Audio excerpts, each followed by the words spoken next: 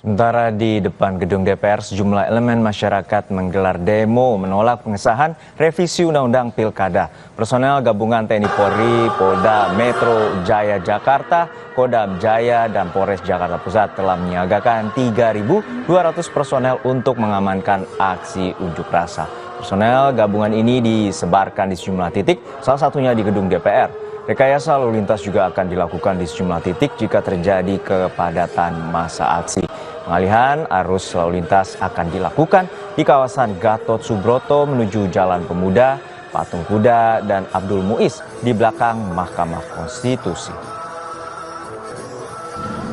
Jajaran personil gabungan TNI Polri, Polda Metro Jaya, Kodam Jaya, Polres Jakarta Pusat menyiagakan setidaknya sebanyak 3.200 personil yang tergelar baik itu di DPR, di Patung Kuda, di MK, dan di KPU RI.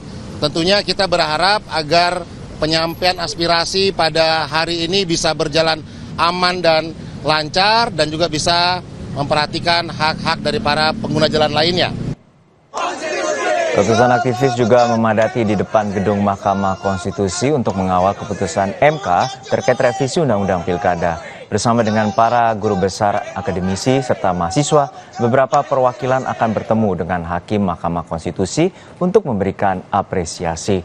Pertemuan dengan Hakim MK berlangsung sejak pukul 10 pagi waktu Indonesia Barat sambil menunggu hasil rapat paripurna gedung DPR. Mereka mendesak agar DPR bisa mendukung keputusan MK demi kelancaran pilkada.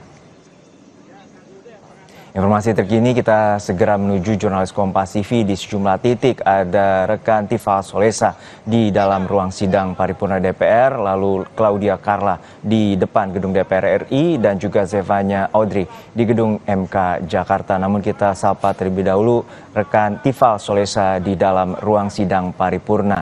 Tifal, untuk saat ini proses sidang paripurna ditunda tidak memenuhi quorum. Lalu seperti apa rencana pelaksanaan dari sidang paripurna untuk pembahasan revisi Undang-Undang Pilkada yang saat ini tengah didemo oleh masyarakat?